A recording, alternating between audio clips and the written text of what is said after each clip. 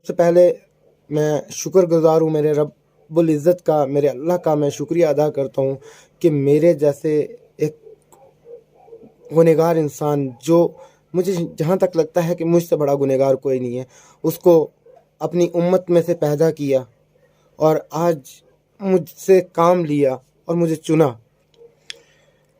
لیکن مجھے افسوس سے یہ چیز کہنی پڑ رہی ہے کہ ہم جو مسلمان لوگ ہیں، یہ ایک ایسا مذہب تھا جس کو دیکھنے سے ہی لوگ اس کو فالو کرنا شروع ہو جاتے، لیکن وجہ یہ ہوئی ہم نے کیا کیا کہ سب سے پہلی چیز، جو کوئی بھی علماء تھا اس نے جو سٹیج سے بیان کیا یا جو دین اس نے بتایا، ہم نے وہ دین مان لیا۔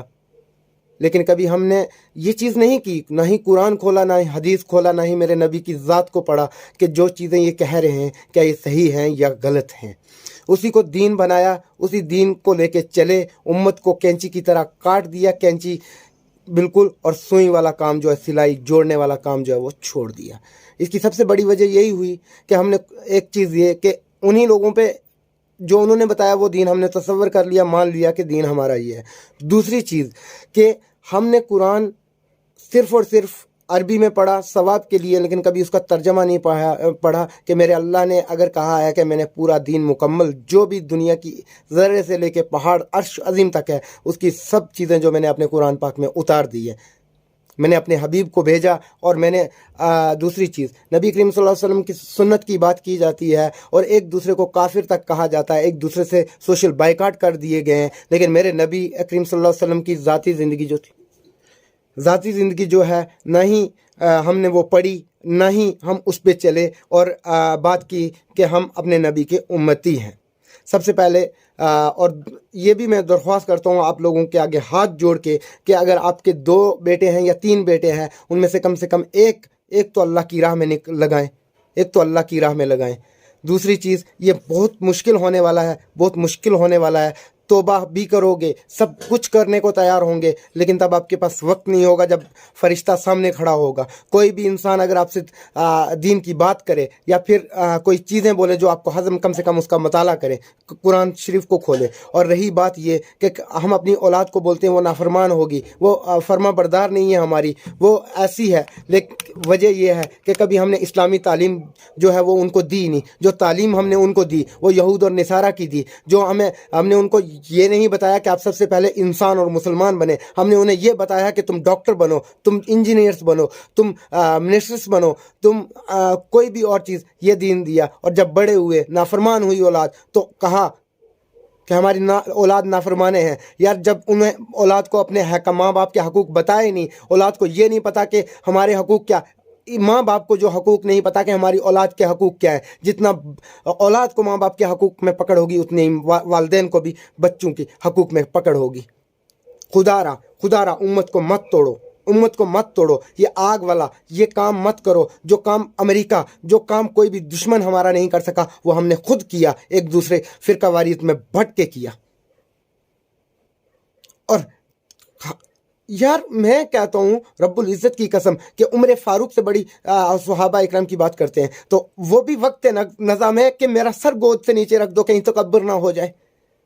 جن لوگوں کی پیشن گوئی ہوئی، جنتی طلحہ جنتی، زبیر جنتی، مطلب جو 10 عشرہ مبشرہ، وہ لوگ رو رہے ہیں، وہ لوگ توبہ کر رہے ہیں، لیکن تمہارا کون سا دین ہے؟ کس نبی کو تم فالو کر رہے ہو؟ کس نبی کی سنتوں کی بات کر رہے ہو؟ کون سا نبی ہے وہ؟ کیونکہ جو میرا نبی ہے محمد رسول اللہ صلی اللہ علیہ وسلم، جو میرے اللہ کا حبیب ہے، اس کی ذات میں ایسا کچھ بھی نہیں ہے۔ حالانکہ جب کفار مسجد میں آئے، پناہ لی، تو وہ سورج جہاں سے چڑھتا تھا اس سائڈ عبادت کرتے تھے، میرے نبی نے ان کو روکا نہیں، ان کے لیے دسترخوان بچھایا، ان کے لیے سینہ، ان کے لیے دل کو شیدہ کیا۔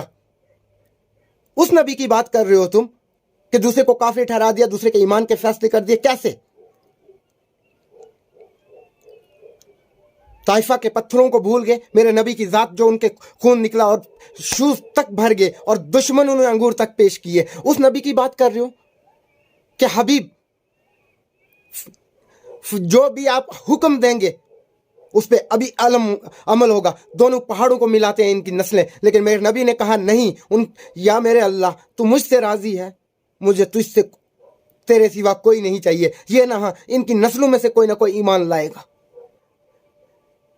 اب میں بات کرتا ہوں دین اور دنیا کو دونوں کو ساتھ اکٹھے رکھ کے۔ میرے ساتھ جو ہوا، جتنا برا وقت میں نے دیکھا، شاید ہی آپ میں سے کوئی انسان دیکھ سکے۔ خدا کی قسم میں کبھی 10 روپے کے لیے محتاج تڑپا ہوں۔ جن کے ساتھ بیتی نہیں نا وہ کیا جانے۔ جب یہ مسئلے میں نے اٹھائے تو لوگوں نے ہڑبڑاہٹ میں، اب جو چیکنگز ہو رہی ہیں، جو لوگ دیکھ رہے ہیں، جو بیوہ 3-4 سال سے اپنی PMAY گھروں کی فائل لے کے گھوم رہی تھی، جن کے خامن نے دوسری شادی کر لی، یا پھر جن کے ہسبینڈ مر گئے، جن کی اولاد تھی، ان کے پاس کوئی انکم سورس نہیں تھا، گورنمنٹ نے انہیں 1-1.5 لاکھ روپیہ دیا کہ وہ اپنا گھر، اپنا سر پہ چھت سجائیں، اپنا کوئی آشیان، اپنا کوئی گھونسلہ بنائیں۔ لیکن کیا ان تک کو معاف نہیں کیا؟ ان کی پوری پیمنٹس ہوگی، انہیں کہا کہ تمہاری ID نہیں ہے، ان کی پوری پیمنٹس نکال کے کھا چکے۔ ایسے مدعے میرے سامنے آئے۔ یہ کتنا بڑا ہوس ہے آپ کی، کتنا بڑا نفس ہے آپ لوگوں کا کہ جو بھرتا ہی نہیں۔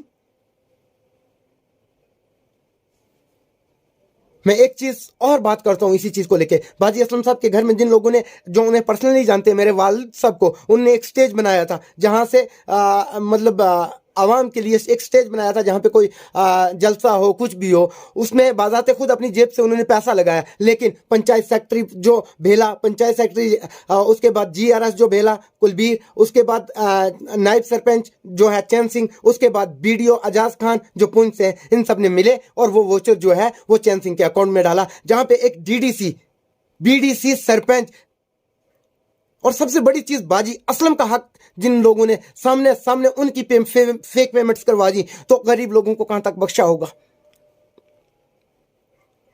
اور میری چیز ایک اور ہے کہ کیا میں اکیلا ہی ہوں؟ کیا میں اکیلا بولوں گا؟ کب تک بولوں گا؟ کیا تم لوگوں کے فرض نہیں ہے؟ کیا تمہارے حقوق نہیں ہے؟ کیا تم انسان نہیں ہو؟ کیا تمہارے احکام نہیں ہے؟ کیا تم اللہ کو بھول چکے ہو؟ جب میں ہی بولوں گا، میں نے، دیکھیے گا، میں نے اپنا سب کچھ ختم کر دیا۔ میں نے اپنی عزت کی پرواہ نہیں کی، میں نے شہرت کی پرواہ نہیں کی، میں نے دولت کی پرواہ نہیں کی۔ خدا کی قسم کر کے بولتا ہوں، وعدہ لا شریک کی قسم، کہ اگر اس وقت میں چاہتا RD تک گاڑی رکھ سکتا تھا، فارچونر تک رکھ سکتا تھا، اور ایک دم اتنی بڑی کوٹھی رکھ سکتا تھا، لیکن نہیں، میں نے قربان کیا آپ لوگوں کے لیے۔ میں نے اپنی قربانی دے دی، اپنے بچوں کی گلے کاٹ دیے، اپنی بیوی کا چین و سکون ختم کر دیا، لیکن آپ لوگوں نے اپنے حق کے لیے آپ آواز نہیں اٹھائی۔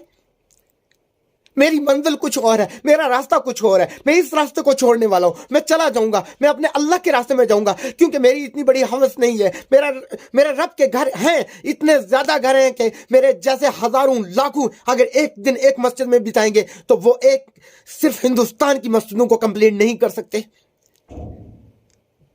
میں نے اپنے اللہ کی طرف سے غیبی مدد اترتی دیکھی ہے، میں چلا جاؤں گا، میں اسی کے راستے میں جاؤں گا، میں تبلیغ کروں گا انشاءاللہ العزیز۔ 1.25 لاکھ کا جو مجمع تھا، میرے نبی کا حکم ہوا کہ دین پھیلانا ہے، نکلنا ہے گھروں سے۔ جو مشرق کی طرف تھے وہ مشرق کی طرف گئے، جو مغرب کی طرف سے راستے میں انہوں نے قبر بنا لی۔ لیکن آج کیا ہے؟ خدا کی قسم کر کے بولتا ہوں، میں نے اپنے بچوں کے گلے کاٹ دیے، میں نے اپنی بیوی، میں نے اپنے گھر کے چین و سکون کو ختم کر دیا، لیکن مجھے بدلے میں ملا، اور ملا کیا؟ میں بتاؤں گا کہ کس کو نقصان ہوتا ہے اور کس کو نہیں ہو رہا ہے نقصان۔ میں کون ہوتا ہوں بتانے والا؟ وہ میرا اللہ ہے۔ خدا را اللہ کا واسطہ دیتا ہوں، دین خود سیکھو، بچوں کو سکھاؤ، دین کو صرف عربی میں ثواب کے لیے نہ پڑھو، دین میں دیکھو کہ ہمارے اللہ ہم سے کیا احکام چاہتا ہے، مطلب ہم سے چاہتا کیا ہے۔ اپنے آنے کا مقصد کم سے کم دیکھو، تمہارا پیدا ہونے کا مقصد کیا تھا، یہی چیز، اور میرے نبی کی سنتوں کو اپنا لے۔ میں کہتا ہوں کہ میرے نبی کی سنتوں کو آزما لے، میرے نبی کی سنتوں کو آزما لے، اپنی عملی زندگی میں لائے۔ جب اپنی عملی زندگی میں آپ لاؤ گے، آپ کے فرض بھی پورے ہوں گے، آپ کے واجب میں پورے ہوں گے۔ اور دوسروں کے ایمان کے فیصلے مت کرو، اپنے ایمان کو کم سے کم اپنا فیصلہ کرو، اپنی ذات پہ دھیان دو، اپنے آپ کو کہ یہ نہیں ہے فلانا جنتی ہے، فلانا جہنمی ہے، یہ جائے گا۔ جب میرا اللہ کہتا ہے کہ ایک مرتبہ بھی جس نے میرا دل سے نام لیا ہے، جس نے مجھے یاد کیا، میں اس کو بھی جنت کسی کے باپ کی جاگیر نہیں ہے، جہنم کسی کے باپ کی جاگیر نہیں ہے، وہ فیصلہ میرے اللہ نے کرنا ہے، کس کو وہ جنت میں ڈالے گا، کس کو جہنم میں۔ اور تم کون ہوتے ہو؟ نبی کے ممبر ایک مسجد کے اندر بیٹھ کے، اللہ کے گھر میں بیٹھ کے تم دنیاوی بات کر رہے ہو، تم امت کو توڑ رہے ہو، تم اختلاف سکھا رہے ہو. کہاں ہے اسلام میں؟ مجھے بتائیں. وہ حدیث لاؤ، وہ قرآن لاؤ جو یہ دین بتایا جا رہا ہے، مجھے ایک دفعہ لا کے مجھے غلط ثابت کرو.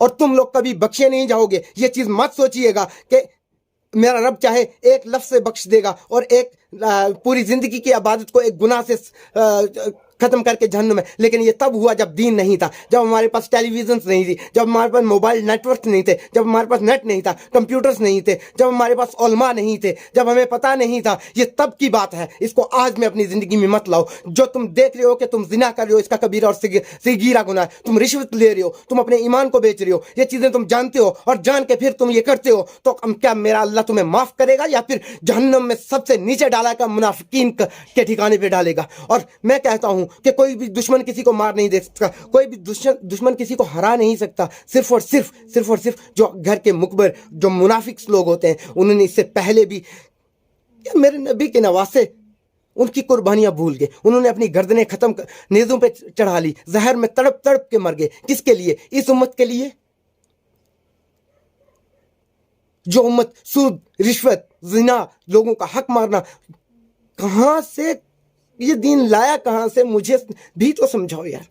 اور وہ لوگ جو جنت کا وہ کرتے ہیں کہ یہ تو اللہ کے واسطے، جہاں سے آپ لوگوں نے وہ ٹکٹ جنت کی کٹوائی ہے نا، مجھے بھی کٹوا دو. میں کچھ بھی کروں گا، میں اپنے جسم کے پارٹ بیچ کے آپ کو پیسہ دوں گا، مجھے وہ ٹکٹ کٹوا دو، اللہ کا واسطہ ہے.